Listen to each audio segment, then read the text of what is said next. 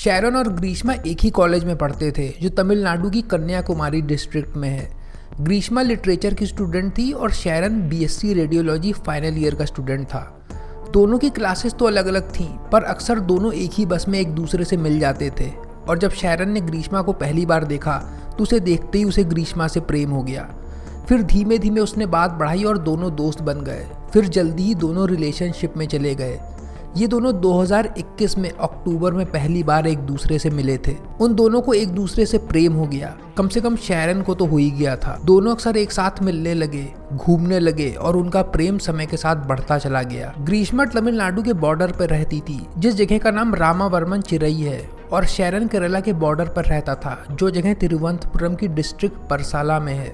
इन दोनों का घर 10 से 20 मिनट की दूरी पर था, पर स्टेट के बॉर्डर ने दोनों को डिवाइड कर रखा था। दोनों का परिवार अलग अलग स्टेट में रहता था, फिर भी दोनों का रिलेशनशिप चलता रहा। पर एक दिन आया जब ग्रीष्मा के माता पिता ने उसकी शादी एक आर्मी ऑफिसर से तय कर दी। धीमे धीमे ग्रीष्मा का मन भी शैरन से हटने लगा।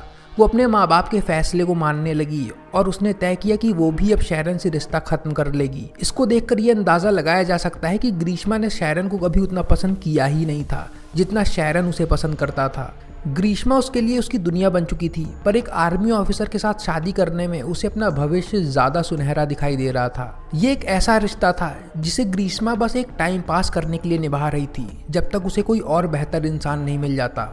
पर वो अभी भी शैरन से मिलती थी और जहां तक घर वालों के तय किए गए रिश्ते से खुश भी थी। आखिरकार 4 मार्च 2022 को ग्रीष्मा की एंगेजमेंट उस आर्मी ऑफिसर से हो गई, जिस खबर को सुनते ही शैरन पूरी तरीके से टूट गया और उसने ग्रीष्मा से दूरी बना ली। पर ग्रीष्मा ने शैरन से वादा किया कि वो उसी से शादी करेगी और वो उसके साथ नवंबर महीने में घर छोड़कर भाग जाएगी। इस बात से शैरन को उसका खोया हुआ प्यार वापस मिलता हुआ महसूस होने लगा, जबकि ग्रीष्मा के इरादे कुछ और ही थे। ऐसा ग्रीष्मा ने क्यों किया ये समझ सकना बहुत मुश्किल है, पर जाहिर सी बात है कि उसे ऐसे ही टाइम पास करने की शायद लत थी। जैसे जैसे शादी का समय पास आने लगा, ग्रीष्मा फिर शैरन को अपने से दूर करने की कोशिश करने लगी। उसने शैरन से एक बात कही। उसने कहा कि उसके परिवार वालों को एक ज्योतिषी ने बताया है कि उसका जो पहला पति होगा वो मर जाएगा, इसलिए शैरन को उससे शादी करने की बात भूल जानी चाहिए।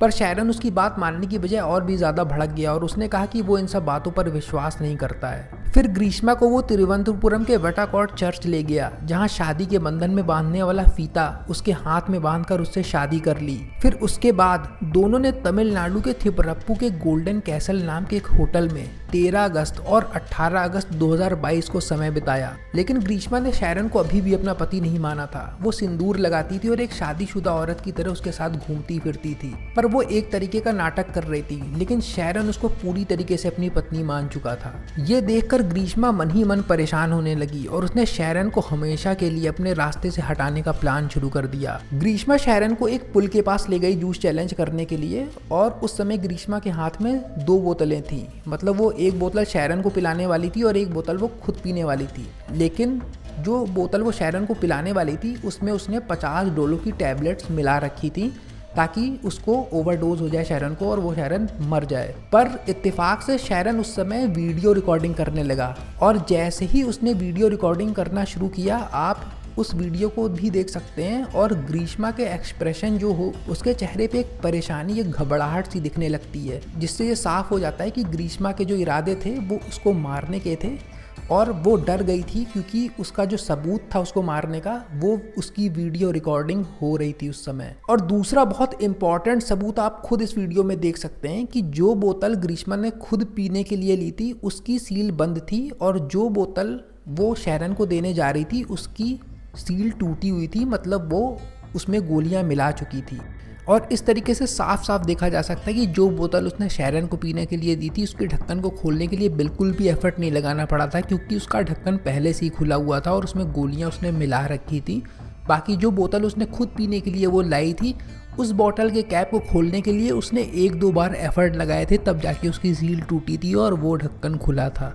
अब आगे शैरन ने जैसे ही जूस पीना शुरू किया तो उसका स्वाद उसे बहुत कड़वा लगा, क्योंकि उसमें 50 डोलो कैप्सूल्स मिलाए गए थे, और शैरन ने तुरंत उसे थूक दिया। ग्रीष्मा पकड़े जाने के डर से घबरा गई और उसने जूस को खराब बताते हुए दोनों बोतलें वहां पर फेंक दी। ग्रीष्मा का प्लान फेल तो हो गया था, पर उसने उसे मारने का फैसला अभी भी बदला नहीं था।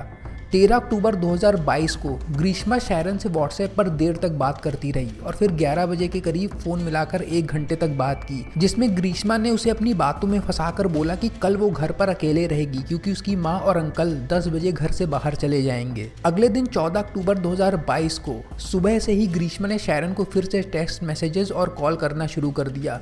जब 10:15 के आसपास शैरन अपने दोस्त के साथ ग्रीष्मा के घर पहुंचा। उसका दोस्त घर के बाहर उसका इंतजार करने लगा, वही शैरन घर में चला गया। शुरू में ग्रीष्मा ने हल्की फुल्की इधर उधर की बातें की और फिर एक आयुर्वेदिक जैसी दिखने वाली दवा या काढ़े को दिखाकर बोली कि तुम मेरा हमेशा मजाक उड़ाते रहते हो जब मैं इसको पीती हूँ, आज तुम इसे पी कर दिखाओ। अब ग्रीष्मा इस तरह का काढ़ा पिया करती थी जिसे शैरन पहले देख चुका था और वो उसका मजाक भी उड़ाता था जब वो उसे पीती थी इस टाइप के काढ़े को। और काढ़ा स्वाद में कड़वा भी होता है, जिसका फायदा उठाकर ग्रीष्मा उसमें जहर मिला चुकी थी और खराब स्वाद की वजह से उसे थूकने की भी चांस काफ़ी कम हो गई थी, क्योंकि ज़्यादातर काढ़ों का स्वाद जो होता है वो काफ़ी खराब होता है, काफ़ी कड़वा होता है। शैरन बिना ही कुछ सोचे समझे उस काढ़े को पी गया, जिसके बाद ग्रीष्मा ने उसे टेस्ट ठीक करने के लिए फ्रूटी पिला दी।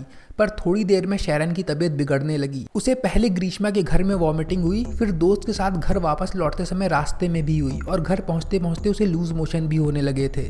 इसके बाद ग्रीष्मा चाले चलने लगी और शैरन को मैसेज करने लगी कि वॉमिटिंग होना नॉर्मल बात है, और फ्रूटी पीने के बाद उसे भी वॉमिटिंग होने लगी थी। वो ये दिखाना चाह रही थी कि खराबी काढ़े में नहीं उस फ्रूटी में थी, जिससे बीमारी की सही वजह न पता चल सके और उसका इलाज सही समय पर ना हो सके और उस पर किसी का शक भी ना जाए।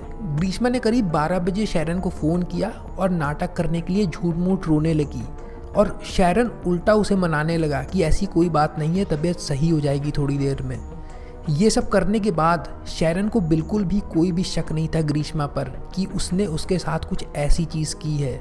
शाम को करीब 5:30 बजे शैरन ने ग्रीष्मा को फ़ोन किया और उसने उससे कहा कि जिससे भी इसने ये काढ़ा लिया है उसे वो कांटेक्ट करे, पर ग्रीष्मा ने इस बात को गोल मोल करके गायब कर दिया और शैरन से वो पूछने लगी कि क्या वो अभी भी बीमार है। तब शैरन ने बताया कि वो हॉस्पिटल में एडमिट है। शैरन की तबीयत लगातार खराब होती जा रही थी। इन्वेस्टिगेशन में ग्रीष्मा और शैरन के बीच हुई 15 अक्टूबर 2022 की टेक्स्ट मैसेज की चैट से पता चला है कि ग्रीष्मा ने कई मैसेजेस उस दिन के डिलीट कर दिए थे, जिसमें शैरन नाराज़ लग रहा था और काढ़े को दोष दे रहा था, पर ग्रीष्मा उस जूस की खराबी बताकर बार बार सॉरी बोल रही थी। उसी दिन के गुजरते गुजरते शैरन की हालत इतनी ख़राब हो गई थी कि वो एक घूंट भी अब पानी का नहीं पी पा रहा था, ना ही वो ठीक से बात कर पा रहा था। 17 अक्टूबर को शैरन ने मैसेज में ग्रीष्मा को बताया कि उसको मेडिकल कॉलेज में शिफ्ट कर दिया गया है।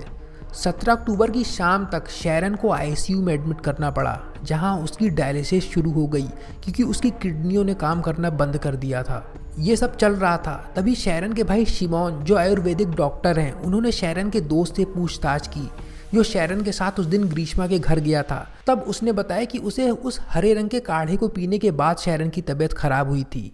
ये बात जानकर शिमोन ने ये बात मेडिकल कॉलेज पुलिस को बताई, जिसके बाद 20 अक्टूबर 2022 को शैरन की गवाही ली गई, जिसमें उसने बड़ी मुश्किल से बोलते हुए फिर बताया कि उसी काढ़े को पीकर उसकी तबीयत खराब हुई थी जो उसकी गर्लफ्रेंड ने पीने को दिया था। 22 तारीख को शैरन के पिता उससे मिलने पहुंचे तो उसने अपने और ग्रीष्मा के रिश्ते के बारे में सारी बातें बता दी और किस तरह ग्रीष्मा के बुलाने पर वो उसके घर गया था।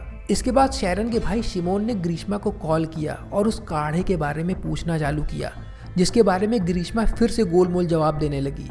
उसने उन्हें पहले तो दवा का गलत नाम बताया और उसके बाद उसका रैपर मांगने पर उसने कहा कि वो बोतल को धुलते समय वो धुल गया। फिर उसने पूछा कि आखिर ये बोतल तुमको मिली कहाँ से कम बोतल ही को दिखा दो। तो उसने बोतल के बारे में बताया कि उसकी माँ ने उसकी बोतल को लेकर उसमें शायद कोई और दवा मिला दी या वो बोतल खो गई, कुछ इस तरीके से उसने घुमा फिरा के बातें की। और उसने बताया कि ये बोतल जो है, ये काढ़ा जो है, इसको कैलीकट से एक डॉक्टर उसके घर आए थे, वो उसको लेकर आए थे। फिर उसके भाई ने उस बोतल की कैप की इमेज फ़ोटो खींचकर भेजने को कहा, लेकिन ग्रीष्मा ने बॉटल के कैप की इमेज गूगल से फ़ोटो डाउनलोड करके भेज दी, जिससे पूरा शक ग्रीष्मा पर अब जाने लगा था और शैरन के भाई को लगने लगा था कि इस मामले में कुछ गड़बड़ ज़रूर है। लेकिन अब तक बहुत देर हो चुकी थी। बीमार होने का असली कारण ठीक से पता ना चल पाने की वजह से शैरन के लीवर और किडनी लगभग फेल हो चुके थे। पल्स डूबने लगी थी और सांसें थमने लगी थी। किसी तरह वेंटिलेटर से आर्टिफिशियल सांसें देकर शैरन को जिंदा रखने की कोशिश की जा रही थी, पर आखिरकार 25 अक्टूबर शाम 5:55 पे शैरन ने 11 दिन ना बयां किया जाने वाला दर्द झेलने के बाद दम तोड़ दिया था। 26 अक्टूबर 2022 को शैरन के भाई शिमोन ने परसल्ला पुलिस स्टेशन में एफआईआर दर्ज की। फिर 31 अक्टूबर को ग्रीष्मा से पूछताछ शुरू की गई। शुरुआत में ग्रीष्मा ने झूठी कहानियां बताना शुरू कर दिया और उसमें उसने ये बताया कि उसके मंगेतर को लेकर शैरन से लड़ाई हो गई थी और वो काढ़ा शैरन ने खुद पिया था। पर बाद में इन्वेस्टिगेशन में कॉल रिकॉर्ड्स को जब देखा गया, व्हाट्सएप पे चैट्स जब पढ़ी गई, इंटरनेट पे जो चीज़ें ग्रीष्मा ने सर्च की थी, उन सब चीज़ों को जब ढूंढ निकाला गया तो उन चीज़ों को देखकर ग्रीष्मा की हालत ख़राब होने लगी और उसने गुनाह को कबूल कर लिया। ग्रीष्मा के साथ ग्रीष्मा के अंकल और उसकी मां को भी गिरफ्तार किया गया क्योंकि शैरन के पिता को ये बात पता चल गई थी कि ग्रीष्मा का किसी ने जातक दोषम नाम का कुंडली में दोष बताया था, जिस वजह से उसके पहले पति की मौत होने की भविष्यवाणी की गई थी और ग्रीष्मा की मां और अंकल ने शैरन की बलि चढ़ाने का प्लान मिलकर बनाया होगा। डिलीट व्हाट्सएप चैट में यह भी खुलासा हुआ कि ग्रीष्मा ने जब 13 अक्टूबर को शैरन से व्हाट्सएप पर बात की थी तब उसने उसे सेक्सुअल फेवर का लालच देकर अगले दिन घर बुलाया था।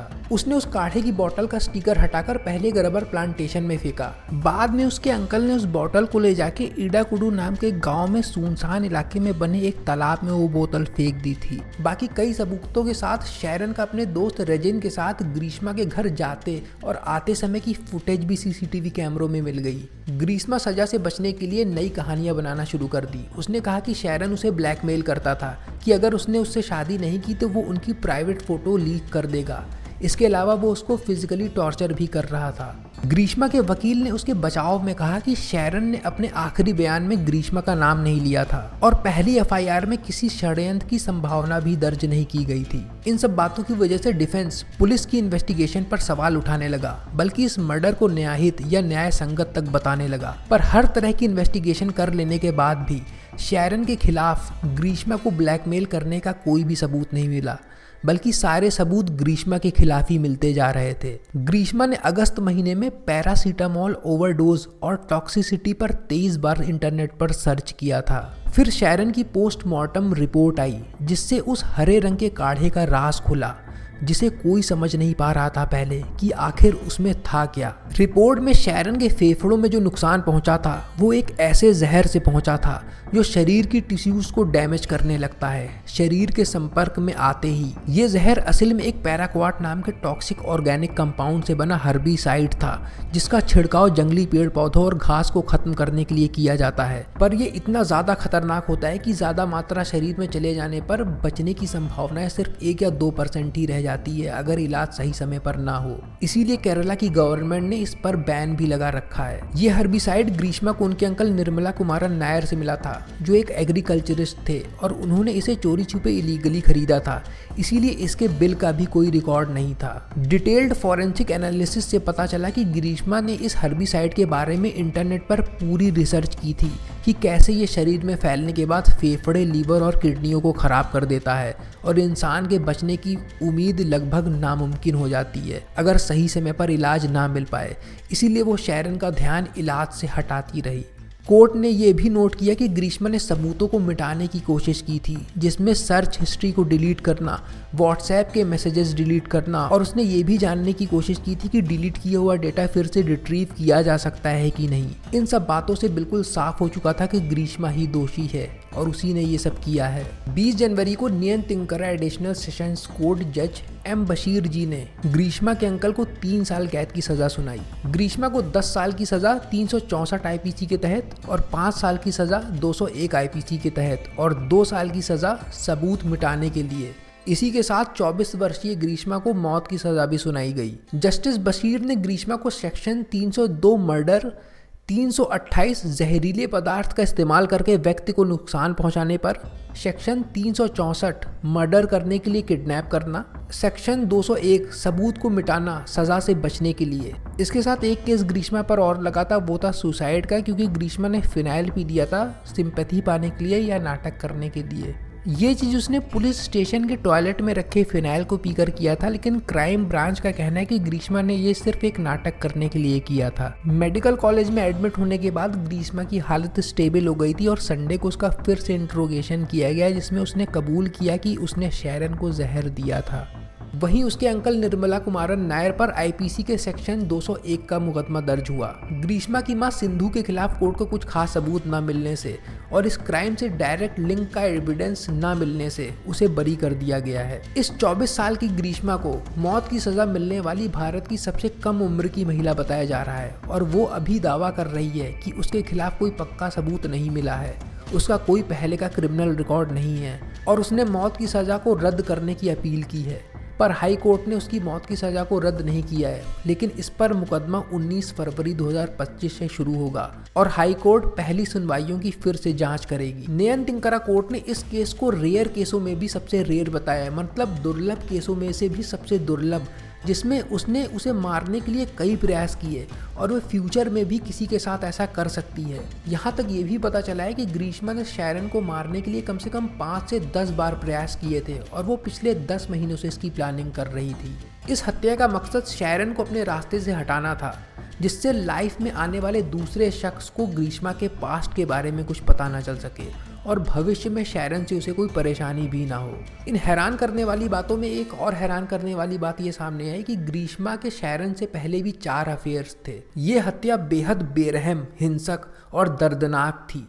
ऐसा बर्ताव कोई राक्षसी किसी के साथ कर सकता है। जज बशीर ने कहा कि ये कोर्ट के कर्तव्य का अपमान होगा अगर दोषी को इन सारे जुर्मों की कड़ी से कड़ी सजा नहीं मिली। ऐसी परिस्थिति में मौत की सजा देना पूरी तरीके से ठीक और कानूनी है। सारे तथ्य, सबूतों और चीज़ों के मिलने के बाद ये बिल्कुल साफ हो चुका है, ये जो घटना हुई है इससे ज़्यादा निर्दयी, निर्मम और क्रूर कार्य और कुछ नहीं हो सकता।